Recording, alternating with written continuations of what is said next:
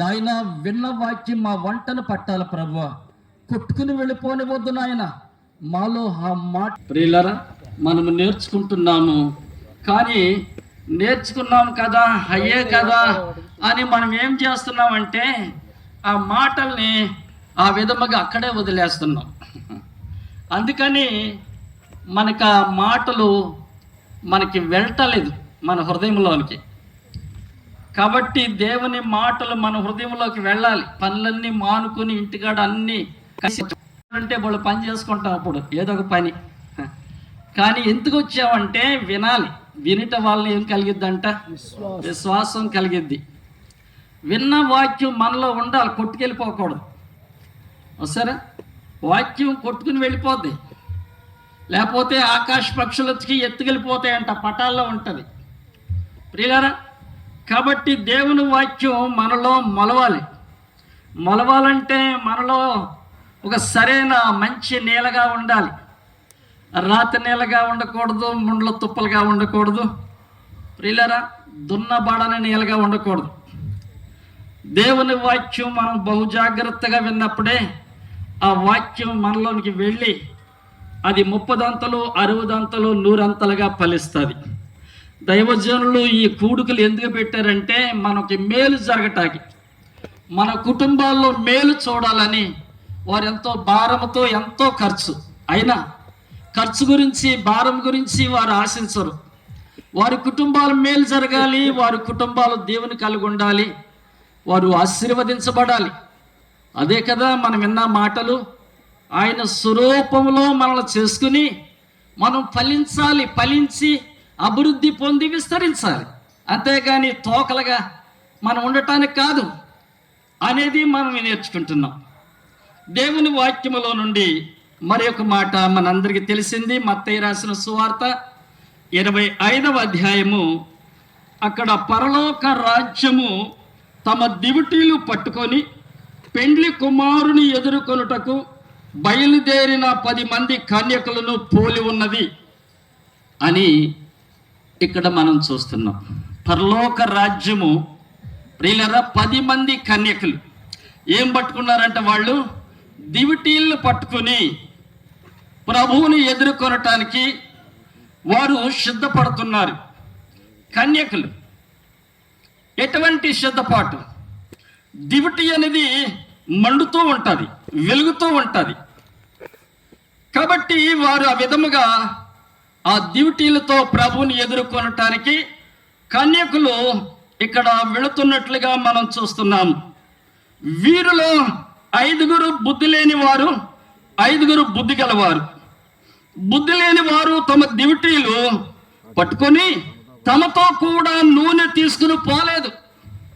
నూనె చాలా ప్రాముఖ్యం. ఇప్పుడే దేవుని సేవకులు చెప్పారు, ప్రియులరా, నా ఇంటిలో పట్టెడు పిండి, కొంచెము నూనె, అది మాత్రము తప్ప మరి ఏమీ లేదు. యెహోవా జీవముతోడు, సత్యము చెప్తుందండి. యెహోవా జీవముతోడు పట్టెడు పిండి, కొంచెము నూనె బుడ్లో ఉంది. ప్రియులరా, నూనె అనేది మనకి చాలా ప్రాముఖ్యం. నూనె ప్రార్థనకి సాదృశ్యంగా కూడా ఉంది. ప్రార్థన లేకపోతే మన హృదయంలో నూనె ఉండదు. హృదయం ఒక కుండ లాంటిది ప్రియులరా, ఒక కుండ లాంటిది. అలాంటి కుండలో ఆ నూనె ఉండాలి. దైవజనుడి దగ్గరికి ఒక విధవరాలు వచ్చింది, ఎలీషా దగ్గరికి. అయ్యా, నా 2 కుమారుల్ని తీసుకెళ్ళిపోవటానికి ఆ అప్పుల వారు వచ్చారయ్యా, ఏం చెయ్యాలి అని ఏడుస్తుంది. ఎలీషా అంటున్నాడమ్మా, నీ ఇంట్లో ఏముంది? నూనె కుండ తప్ప మరొకటి ఏదియో ఏం చక్కగా దాచుకుందండి నూనె కుండ. ప్రియులరా, మన హృదయంలో ప్రార్థన నూనె కావాలి. అది చాలా మనకు అవసరం. ప్రార్థన లేకపోతే ప్రభువుని మనం ఎలాగ ఎదుర్కొంటాం? ప్రార్థన లేకపోతే విశ్వాసాన్ని ఎలా కలిగి ఉంటాం? విశ్వాసమును కర్తయ్యో దాన్ని కొనసాగించి వాడినైనా యేసు వైపు మనం చూడాలి. లోకములో బలహీనమైన వారి వరకు కాదు మనం చూసేది. వారిని చూసి మనం బలహీనలు కాకూడదు. మనం ఎవరు చూడాలంటే యేసును చూడాలి ప్రియులారా, యేసును చూడాలి. నేను ఒకప్పుడు ప్రభువుని ఎరగక మునుపు నేను కూడా భక్తి చెయ్యాలి అని ఆశతో ఉన్నాను. అటువంటి భక్తి కొరకు నేను ఆశపడుతున్నాను, కానీ భక్తి అనేది ఎలా చేయాలో నాకు తెలియట్లా. అందరూ చేస్తున్నారు, నేను చేస్తున్నాను, గుడికి వెళ్తున్నాను, అంతే. వెళ్తున్నాను, వస్తున్నాను, అందరికీ నేను బాగానే కనబడుతున్నాను. మారు మనసు లేదు. నన్ను ఒక సంఘంలో నిలబెట్టారు. ఆ సంఘంలో బోధ కూడా చేస్తున్నాను. ప్రియులారా, ఎలాంటి బోధ? అది దయ్యపు బోధ. అది దేవుని బోధ కాదు. తాగొచ్చి తాగితే బాగా బోధ చేస్తారు. ఇది వరకులేండి, బాగా బోధించేవాడిని తాగి. ప్రియులారా, మా ఊరు రైతులు, వాళ్ళు కమ్మవారు. మా ఊర్లో పొలం ఉంది వాళ్ళకి. ఆయన వచ్చి నాతో అనేవాడు, నువ్వు బోధ చేస్తుంటే పక్షులు ఆలకించినట్టున్నాయి, మాకే వినాలనిపిస్తుందంటే నేను పొంగిపోయేవాడిని. అమ్మో, ఇంత బాగుందా బోధ? అది దెయ్యం బోధ అని నాకు తెలవల. తర్వాత దేవుని వాక్యం వినటానికి మరలా నేను ఒక సాటికి వెళ్తే దేవుని వాక్యం నాతో మాట్లాడుతుంది. సేవకుడు బోధిస్తున్నాడు, ఇట్లాగే యేసురత్న గారు నిలబెట్టి బోధించినట్లుగా బోధిస్తుంటే నాకు దేవుని వాక్యం ఏమని మాట్లాడిందంటే, ఆ వాక్యము ఇలాగ మీకులా కూర్చుని వింటున్నాను. ప్రియులారా, వింటుంటే అక్కడ దేవుని వాక్యం ఉందంటే, చూడండి, దేవుని వాక్యంలో కీర్తన గ్రంథము 50 అధ్యాయం 16 వచనం. భక్తిహీనులతో దేవుడు ఇట్లు సెలవిచ్చుచున్నాడు. భక్తిహీనులతో దేవుడు ఇట్లు సెలవిచ్చుచున్నాడు, నా కట్టడలు వివరించుటకు నీకేమి పని? అమ్మో, నాతోనే మాట్లాడుతున్నాడు. నా గుండె అదిరిపోయింది, వణుకు పుట్టుకుంది. వాక్యం వినటానికి వెళ్ళాను. నేను ఒక సేవకుని అనుకున్నాను, మారు మనసు లేదు. కానీ సహవాసంలో వాక్యం వింటకు వెళ్ళా. సహవాసంలో వాక్యం చెప్తున్నారు, వణుకు పుట్టుకుందో. ప్రియులారా, ఆయన బోధ చేస్తుంటే నా కొరకే నాదే బోధ. చూసారా, నా నిబంధన నీ నోట వసించితివేమి? చదవండి. దిద్దుపాటు నీకు అసహ్యము కాదా? దిద్దుపాటు నీకు అసహ్యము కాదా? నీవు నా మాటల్లో నీ వెనుకకు త్రోసివేసిదవు. చూసారా, ఎన్నిసార్లు త్రోసేసానో ప్రభు మాటల్ని, ఎన్నిసార్లు త్రోసేసాను. నాకు తెలిసిన మాటలు ధనవంతుడిలాగా లాజరు వచ్చి వాక్యం చెప్తుంటే, నాయనా ప్రభుని తెలుసుకోవాలంటే ఆ ధనవంతుడు ప్రభువుని నాకు అంత తెలుసు అన్నాడేమో ఒకవేళ లాజర్తో. నా బల్ల దగ్గర రొట్టె ముక్కలు తింటున్నావు నీవు, నీకు ఒక కట్టుకుంటే వస్త్రం లేదు, ఉంటాకి ఇల్లు లేదు, ఎన్నని ఉంటాడో పాపం. ప్రియులారా, కానీ ఆ ధనవంతుడు లాజరు ఒకే ఊరు, ఒకే బావిలో నీళ్ళు తాగారు. ఇద్దరూ చనిపోయారు.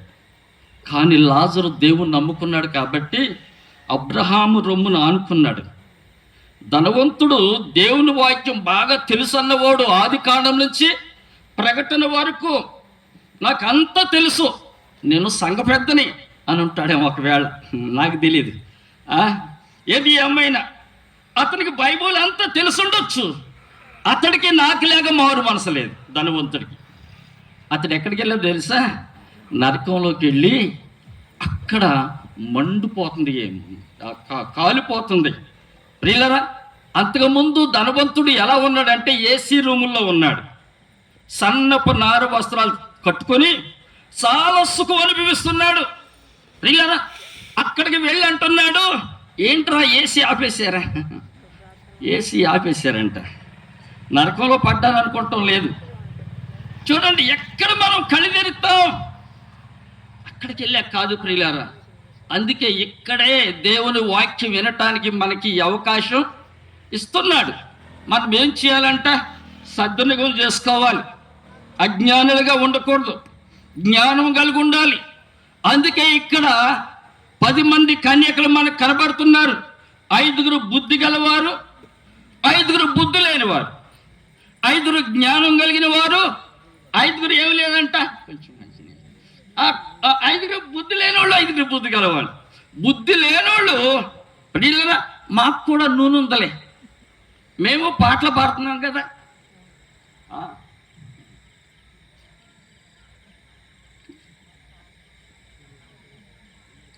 ఏంటంటది? మేము కూడా ప్రార్థన చేస్తున్నాం, పాటలు పాడుతున్నాం, గుడికి వెళ్తున్నాం, సందాలు ఇస్తున్నాం. ఓ ప్రియులరా, మరి ఎన్ని విధాలుగా తలంచారో నాకు తెలీదు, కానీ దేవుని స్వరం వినపడింది. వీళ్ళు ప్రభువు రావటం లేట్ అయింది, ఆలస్యమైంది, వీళ్ళు నిద్రపోతున్నారు. 10 మంది నిద్రపోతుంటే స్వరం వచ్చింది, వినపడుతుంది, ఇదిగో నేను త్వరగా వచ్చేస్తున్నాను, మెళుకోగలిగి ఉండండి అనేసరికి తుళ్ళిపళ్ళేశారు.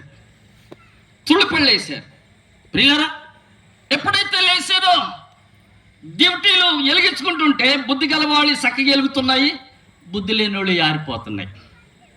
సరే, దేవుని వాక్యం వెలిగింటుంటే, దేవుని సేవకులు చెప్తుంటే, నా నోట నీ మాటలు వసించితివేమి, దిద్దుబాటు నీకు అసహ్యము కదా, దొంగతో నీవు ఏకీభవిస్తున్నావు, శలికానితో సంఘర్షణ చేస్తున్నావు, పొరుగు వాని మీద నిందలు మోపుతున్నావు. ఎవరినాడు కిందకి ఇంకెళ్తే, నేను కూడా కేవలం నీలాంటి వాడిని అనుకున్నావా? నిన్ను నిలబెట్టి ఒక్కసారిగా సీరేస్తాను, నిన్నెవడు తప్పించేవాడు ఉండడు. అమ్మో, ప్రభు చేతుల్లో పడితే మామూలుగా ఉంటుందా? దేవుని మరచు వారలారా, యోచించుకొనుడి, దీన్ని ఆలోచించండి. లేని ఎడల నేను మిమ్మల్ని ఏం చేస్తానంటున్నాడు?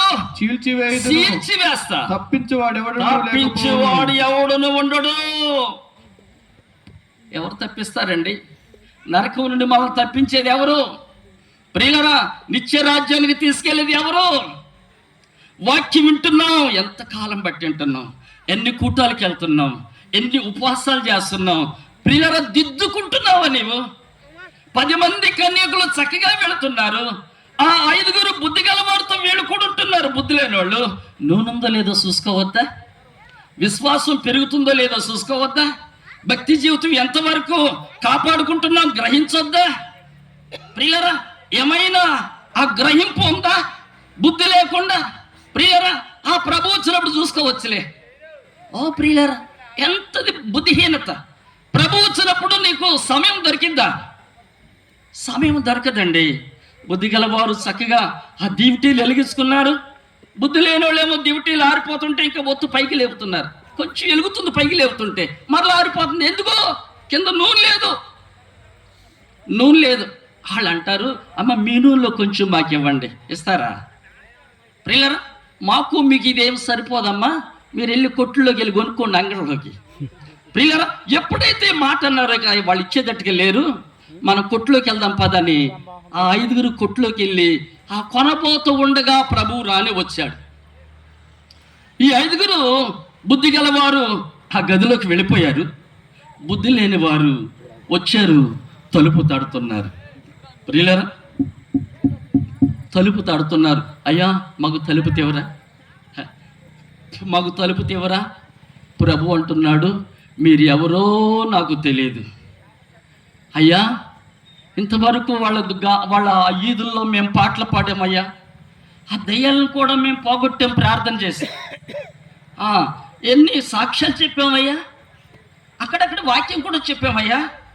మేమయ్యా మార్తమ్మని, మరియమ్మని, ఎంత చక్కని పేర్లు చెప్పుంటారో. ప్రియులరా, మీ పేర్లో కాదు భక్తి, మీ హృదయంలో రావాలి భక్తి.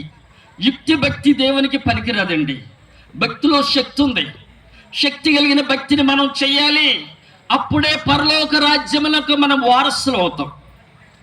దేవుని వారసులం, ప్రేమ నివాసులము, నవయుగ సైన్యకులం, పరలోక పౌరులము, హల్లెలూయ. నవయుగ సైన్యకులం, పరలోక పౌరులము. ప్రియులారా, ఎటువంటి పౌరుషత్వం కోరుకుంటున్నావు? నీ పౌరుషత్వం ఎక్కడుంది? ఏ విధముగా నువ్వు అలాంటి పౌరుషత్వం కలిగి భక్తి చేస్తున్నావు? అన్నిటిలో మనం, మా బంధువులు మరి ఇట్లాంటి భక్తి చేస్తే మా బంధువులు అక్కడికి వెళ్ళటానికి కుదరదు కదండి. ఈ లంకు ఉంటుంది, మళ్ళా ఈ అన్యాచార లంకు, లోక సంబంధించిన లంకు. ప్రియులారా, ఈ లంకుల వల్ల మనం తెంపుకోక ఈ భక్తిని ఇలాగ చేస్తా ఉన్నాం అన్నమాట. సరే, మనం తెంపుకోవాలి. ప్రతిదీ కూడా మనకి ఏదైతే ఆటంకంగా ఉందో దాన్ని చెప్పుకుంటేనే క్రీస్తుతో నడవగలుగుతాం. లేకపోతే మనం ఆయనతో నడవలేమండి. ఆయనతో నడవాలి. దేవుని వాక్యములో ఏ విధముగా ఇక్కడ మనం చూస్తున్నాం ప్రియులరా, ఏమన్నాడు దేవుని వాక్యములో 9వ వచనం చదవండి. అందుకు బుద్ధి గల కన్యకులు మాకును మీకును ఇది సాలదేమో, మీరు అమ్మవారి యొద్దకు పోయి కొనుక్కునుడని చెప్పిరి. వారు కొనబోతుండగా పెండ్లి కుమారుడు వచ్చెను. అప్పుడు సిద్ధపడిన వారు ఏమయ్యారంట, అతనితో కూడా పెండ్లి విందులోనికి వెళ్ళారు. అంతటా తలుపు మూయబడింది. ప్రియులారా, ఎంత వాళ్ళకి ప్రభుకి ఖాళీ ఎంత ఉందంటే ఒక అంగుళంలో వాళ్ళు దేవునికి దూరం అయిపోయారు. ప్రభు అన్నాడు, మీరు ఎవరో నాకు తెలియదు, అక్రమము చేయవాళ్ళరా. సరే, భక్తిలో క్రమం కావాలండి. భక్తిలో క్రమం చాలా ప్రాముఖ్యం. ఇటువంటి క్రమం లేకుండా జీవించాను. దేవుని వాక్యమిని క్రమాన్ని నేర్చుకున్నాను. ప్రభు సన్నిధిలో పడ్డాను. నా పాపాలన్నీ ఒప్పుకున్నాను. ప్రియులారా, ఏది దాచుకోలేదు. ఎందుకంటే చేసినప్పుడు నేను సిగ్గుపడలేదు. ప్రభు దగ్గర నేను ఎందుకు సిగ్గుపడాలి అని పోసగుచ్చినట్లు ఏదైతే నాకు గుర్తుందో అదంతా ఒప్పేసుకున్నాను. ఒకసారి మా ఊర్లో ఏదో స్కూల్ కడుతుంటే సిమెంట్ అందరు పట్టుకుపోతున్నారు మా ఊరోళ్ళే. నేను కూడా వాళ్ళందరూ అట్టుకెళ్తున్నారు కదా, నేను తెచ్చేసాను. మాది మనసు పంతులు అది కూడా కనపడింది. ఆ రైతు పని చేయించిన ఆయన ఏం చేశాడంటే కాంట్రాక్ట్ తీసుకున్నాడు. ఆయన దగ్గరికి వెళ్ళి చేతులు పట్టుకున్నాను. పచ్చికమ్మ పట్టుకుని ఆయన దోళ్ళ మేపుతున్నాడు. అప్పుడు ఆ టైంలో నేను అక్కడికి వెళ్ళాను వణుక్కుంటా. నాయన ప్రార్థన చేస్తుంటే నాకు ఇది కనపడుతుంది, నన్ను క్షమించండి, నేను ఇలా చేశానంటే ఆయన అన్నాడు, పర్వాలేదులే, మీ ఊరోళ్ళు నీకంటే ఎక్కువ చేశారు, నేను చూశాను దాన్ని, నేను విన్నాను అన్నాడు.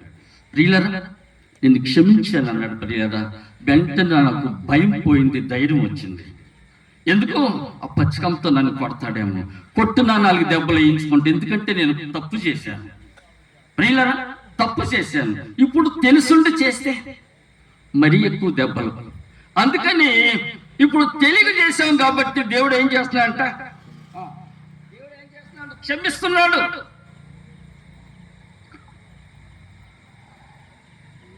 కాబట్టి ప్రియులరా, దేవుని వాక్యం వింటున్నాం. దేవుని వాక్యం మనకి తెలుస్తుంది. తెలుసుండి కూడా మనం తప్పు చేస్తే దెబ్బలు మరి అనేకమైన దెబ్బలే, మామూలుగా ఉండదు. కాబట్టి వాటిని తప్పించుకోవటానికి మనం చేయవలసింది ఏంటంటే దేవుని వాక్యం జాగ్రత్తగా తీసుకుని దాని ప్రకారంగా మనం చేస్తున్నప్పుడు ప్రియుల శిక్ష నుండి తప్పించబడతాం. శిక్ష నుండి, శ్రమ నుండి, ఆ నరకము నుంచి తప్పించబడతాం. ప్రియుల లూకా సువార్త 19వ అధ్యాయం 10వ వచనంలో ఒక వ్యక్తి కనబడతాడు మనకి. చూడండి, పొట్టివాడైన జక్కయ్య. లూకా సువార్త 19వ అధ్యాయము 10వ వచనంలో ఏమన్నాడంటే, నశించిన దాన్ని వెతికి రక్షించటానికి మనిషి కుమారుడు ఈ లోకములోనికి చెప్పాను. యేసుక్రీస్తు ప్రభువారు ఎంతగా ప్రేమించి నిన్ను నన్ను నశించిపోతున్న మనల్ని ఏం చేస్తాడంటే వెతుకుతున్నాడండి. ఆయనే మనల్ని ఎదుగుతుంటే మనమేం దాక్కుంటున్నాం. ఆదాములేగా ఆదాము కూడా దాక్కున్నాడు. ఎందుకో దేవుడు ఏది చేయొద్దంటే అది చేసి, ఏది తినొద్దంటే అది తిని పిలుస్తుంటే దేవుడు, ఆదాము ఎక్కడున్నా నీ స్వరవిని దాక్కున్నానయ్యా. సరే, దాక్కుడు ముచ్చరాట్లో దేవుని దగ్గర. ప్రియులరా, ఎలాంటి రీతిలో మానవుడు ఉన్నాడంటే దాక్కుడు ముచ్చలాటలు. చిన్నపిల్లలప్పుడు ఆడేవాళ్ళు మనం, కళ్ళకు గంతలు కట్టుకుని దాక్కుడు ముచ్చలాటలు. ప్రభు దగ్గర ఎటువంటి ఆటలు ఆడితే కుదిరిద్దా? ఏమయ్యా, నేను చెప్పాను కదా, అది చేయకూడదు, అది తినకూడదు, ముట్టుకోకూడదు, చూడొద్దు, నీకు చెప్పకుండా లేను కదా, చెప్పాను కదా, ఎందుకు చేశావు? ఒకళ్ళ మీద ఒకళ్ళు పొరలించుకుంటున్నారండి. నువ్వు నాకు ఇచ్చేవే ఆ స్త్రీ ఒకప్పుడు ఏమన్నాడు, నా ఎముకలు ఎముక, నా మాంసములో మాంసము, నరిలో నుండి తీయబడింది నారీ. ఇతను అంటున్నాడు ఇప్పుడు, ఇదిగో నీవు నాకు ఇచ్చేవే ఈ స్త్రీ. సరే, మొదటి స్థితి. రెండవ పరిస్థితిలో ఏ రీతిగా మాట్లాడుతున్నాడు, ఎంత వేదన పడ్డాడో చూసారా?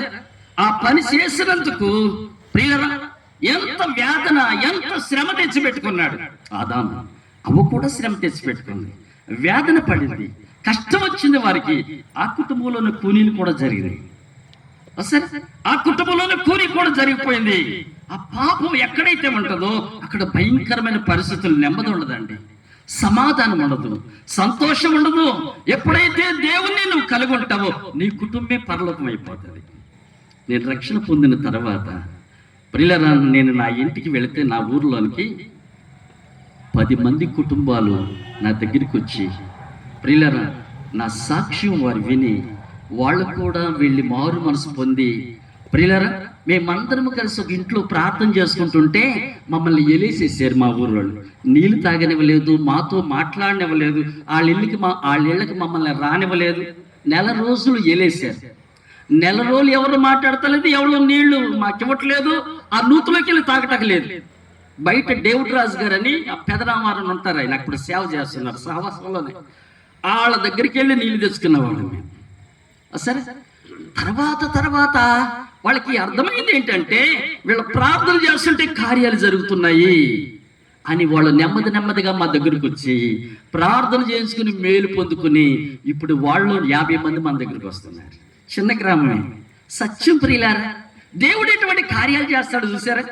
ఒక రోజు నువ్వు వెలియబడతావు, 2వ రోజు నువ్వు ధన్యురాలు అవుతావు, నువ్వు ధన్యుడు అవుతావు. ఎంత గొప్ప భాగ్యం అండి! ఎలాంటి కార్యం మీరు దేవుడు చేస్తాడు. ఇదిగో ఇక్కడ యేసుక్రీస్తు ప్రభువారు ఈ జక్కీ దగ్గరికి వచ్చినప్పుడు 7వ వచనంలో ఏమంటున్నారంటే, వీళ్ళందరూ 7వ వచనం చూడండి, 19 ఏళ్లను అందరూ అది చూసి ఈయన పాపి అయిన మనుషుని యొద్ద బస చేయ వెళ్ళుచున్నాడు. ఏంటి? సడుక్కున్నారు. సరే, సడుక్కుంటున్నారు. అరే, దేవుడు ప్రేమించి జక్కీ దగ్గరికి వస్తే, జక్కీ ఇంటికి వస్తే జక్కీ సంతోషపడుతున్నాడు. ఎవరు? ప్రభు ఎవరింటికి వెళ్తే వాళ్ళ ఇంట్లో సంతోషం ఉంటుందండి. ఆ ఇంట్లో రోగాలు పోతాయి, పాపాలు పోతాయి, ఆ ఇంట్లో శాపం పోతాయి. ఆ శాపం పోగొట్టుకుంటాకి ఆ జక్కీ సంతోషంగా తీసుకెళ్తే ప్రియులారా, ఆ చుట్టుపక్కల ఉన్న వాళ్ళందరూ ఇదేంట్రా, ఆ పాపి అయిన మనిషి ఇంటికి వెళ్ళాడా? ఎంత పాపి, ఎంత మోసం, ఎంత అన్యాయస్తుడు. వాళ్ళకి అన్యాయస్తుడే, వాళ్ళకి పాపే. కానీ ఎవరిని చేర్చుకున్నాడంట? ప్రభువుని చేర్చుకున్నాడు. ప్రభువుని చేర్చుకుని ఏం చేశాడో తెలుసా? ప్రభువా ఆయన కాళ్ళ మీద పడిపోయాడండి. ఈ మాట చదువు నేను ముగిస్తాను చూడండి. ఆ కీర్తన గ్రంథము దేవుని వాక్యములో ఒక మాట ఉంటది అక్కడ. ఆ దేవుని వాక్యం కీర్తన గ్రంథము చెప్తానమ్మా. ఆ కీర్తన గ్రంథములో 90 అధ్యాయము 10వ వచనము ఒకసారి చదవండి అమ్మ. 90 అధ్యాయం 8వ వచనము 8 చదవండి. మా దోషములు నీవు నీ ఎదుట నుంచుకొని ఉన్నావు. నీ ముఖ కాంతిలో నా రహస్య పాపములు కనబడుచున్నవి. సరే, ఇంట్లోకి వెళ్ళాడు జక్కయ్య. నేను అనుకుంటున్నాను, ఇంట్లోకి వెళ్ళి జక్కయ్య ప్రభు బయట ఉన్నాడు, పిలుస్తున్నాడు. ప్రభు ఇదే నా ఈ లోపలికి రా. ఆయన బయట ఉన్నాడు. ఏమంటారు, ఆ తలుపు బయట ఉన్నాడు. జక్కీ అంటాడు ప్రభు లోపలికి రా అనేసరికి ప్రభు ఎంత చూశాడు జక్కయ్య. జక్కీ ముఖం, ఆ ప్రభు ముఖంలో రహస్యమైన పాపాలు కనబడుతుంటే వాటన్నిటినీ ఒప్పేసుకున్నాడండి. ప్రభువా, నేను చాలా అన్యాయస్తున్నాయ్యా, అన్యాయంగా తీసుకుంది నేను తిరిగి ఇచ్చేస్తాను. 4 గంటలు నాకు సంపాదించిన ఆస్తి సగం పంచేస్తానయ్యా. ఎంత ఏడ్చాడంటే ప్రియులారా, కుమిలిపోయాడండి. అంత ఏడ్చాడు కాబట్టి ప్రభు అన్నాడు, జక్కయ్యా, నేడు నీ ఇంటికి రక్షణ వచ్చిందయ్యా. సరే, నీవు కూడా ఎవరు కుమారుడు అని చెప్పాడంటే అబ్రహాము కుమారుడివే. వీళ్ళరా, ఎవరి సంతానంలో నిన్ను చేరుస్తాడు? అబ్రహాము సంతానంలో మనం చేర్చాలని, అబ్రహాం పిల్లలుగా మనం ఉండాలని, విశ్వాస వీరులుగా మనం కలిగి ఉండాలని దేవుడు ఆశపడుతున్నాడు ప్రియులరా. కానీ ఈ మనుషులు అంటున్నారు, పాపి అయిన మనిషి ఇంటికి వెళ్ళాడేంటి? మనుషులు ఆ విధంగా మాట్లాడుకుంటారు, కానీ దేవునికి తెలుసు అతని గుణము, అతని యొక్క లక్షణము, అతని ఒప్పుకోలాత్మ. దేవుడు ఏమైనా ఒప్పుకోమన్నాడా? లేదు ప్రియులారా, అతడే తన హృదయాన్ని కుమ్మరించుకున్నాడు, కక్కేస్తున్నాడు. వాంతో ఎవరు ఆపుకుంటారండి? కక్కేస్తున్నాడు, అంత కక్కేశాడు. అందుకంటున్నాడు, నువ్వు కూడా అబ్రహాము కుమారుడివే. ఇప్పుడు మనం ఎవరి పిల్లలకి ఉండాలి? ఎందుకు ఈ కూటాలకు వచ్చాము? ఎవరికి మనము సంబంధులకు ఉండాలి? సరిచూసుకుందామండి. ప్రార్థన చేసుకుందాం. దేవుడు తన మాట దీవించగలరు. ప్రార్థన చేద్దాం. తల్ల వంచండి, ప్రార్థన చేద్దాం.